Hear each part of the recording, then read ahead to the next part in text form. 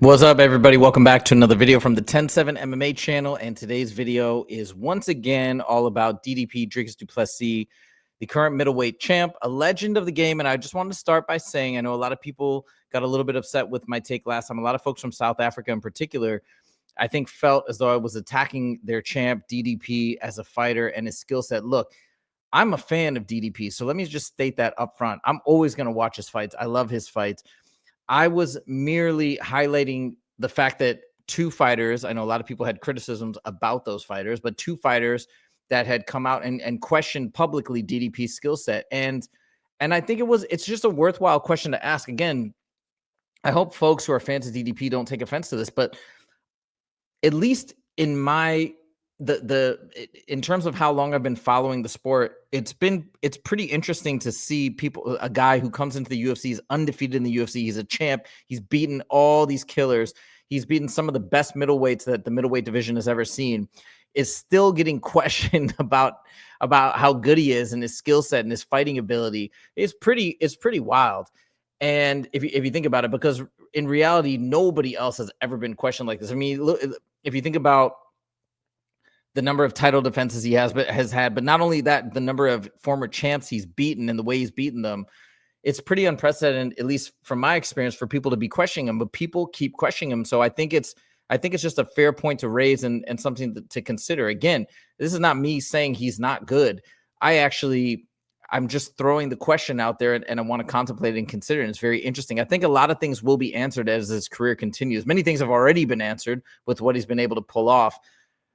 But it's a very fascinating question. So anyways, I think it's worth exploring. But we have two more fighters that have now publicly come out, and they have again questioned Dricus's ability. So the first one is Kelvin Gastelum, who was supposed to fight last Saturday, but his opponent Joe Pyfer pulled out. I think he was sick or something like that. But anyways, this is what Kelvin had to say. Check this out. Speaking to MMA Junkie, Kelvin said, I had a meeting with Hunter Campbell a few months back, and I told him, listen, I want to fight the best. I want to still fight for a title, so put me on that route to fight for the title. He gave me the hardest, toughest matchup he could find, but that's fine. I think I need to start from the bottom. It's a fresh start in the middleweight division again, so I just need to work my way up. On Dricus, Kelvin said, we were like that guy.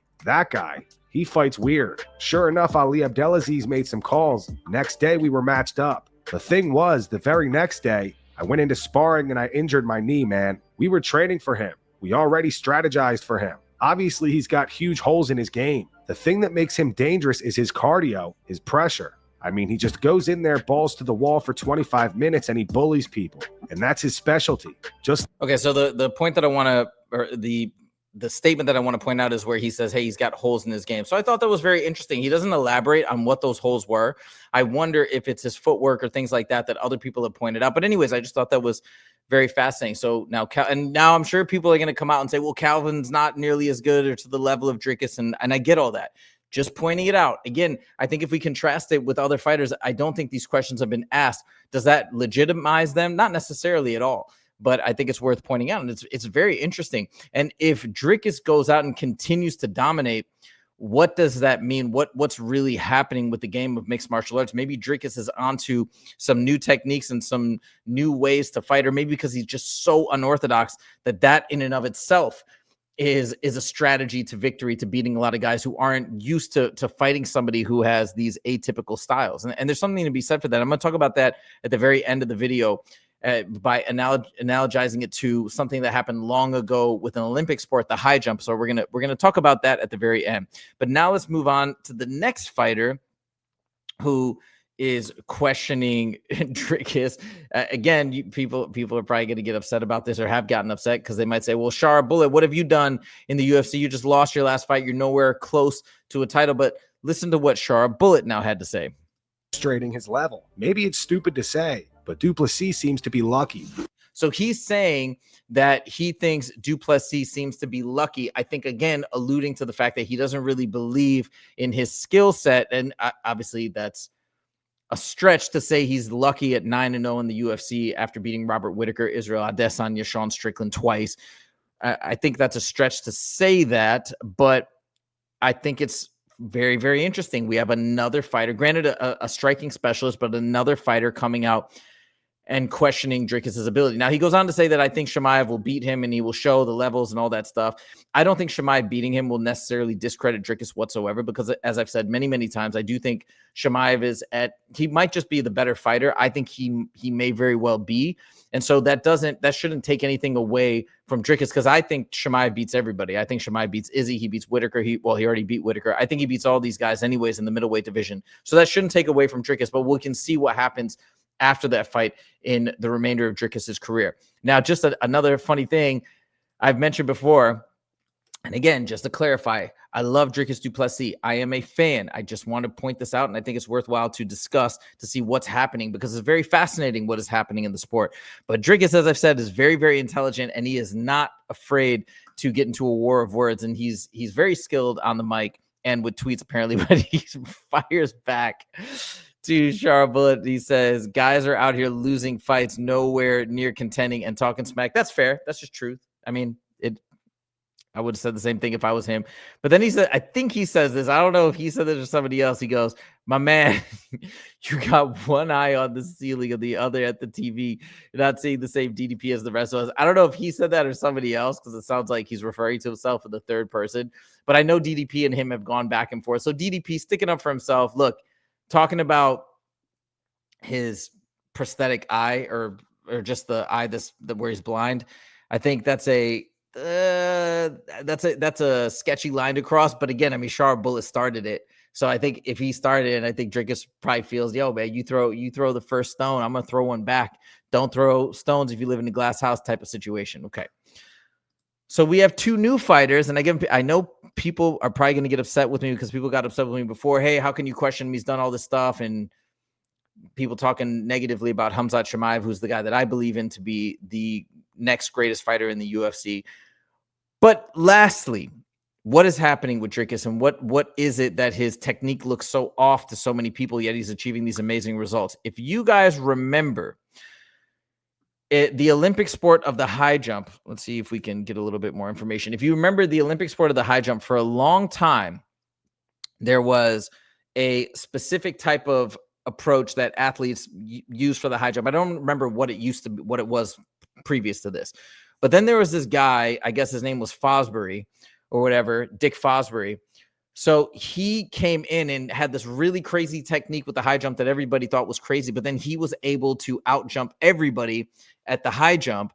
And then all of a sudden, now what's happened is all these other Olympic athletes who compete in the high jump, they've now adopted this thing. It's called the Fosbury Flop. Here, let's read about it a little bit.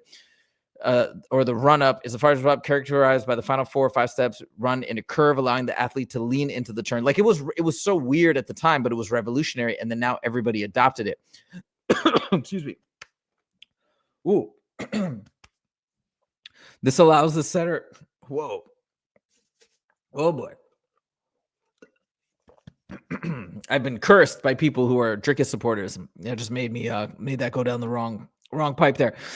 Sorry. So this allows the center of gravity to be lowered even before knee flexion, whatever the physics definition is. But it was crazy. It looked bizarre, but he was onto something. And it says, while in flight, the athlete can progressively arch shoulders, back, and legs in a rolling motion, keeping as much of the body as possible below the bar. It is theoretically possible for the center of mass to pass under the bar. Okay. And let's see. While the straddle style required strength in the takeoff knee, the flop allowed athletes of a slender build. Okay, so I think this was the original style, the straddle style. All this to say that in many sports across many athletic disciplines, we have certain techniques that dominate for a long time until evolution and progress is made in the sport. So maybe that's what we're witnessing in real time.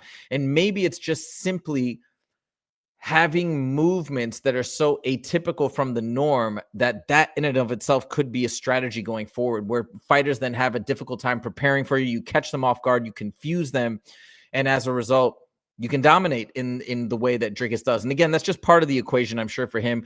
As many other fighters have mentioned, Dricus has incredible cardio. He's a very well-rounded fighter. He's a kickboxing champion, yet he's also got tremendous grappling. He submitted Israel Adesanya, and he's submitted other folks before as well. So not to take all those other amazing attributes and assets that Dricus has away from him, he's an exceptional fighter. But yet, because it looks so different, we see fighter after fighter. And I'm not just saying me or Justin, right?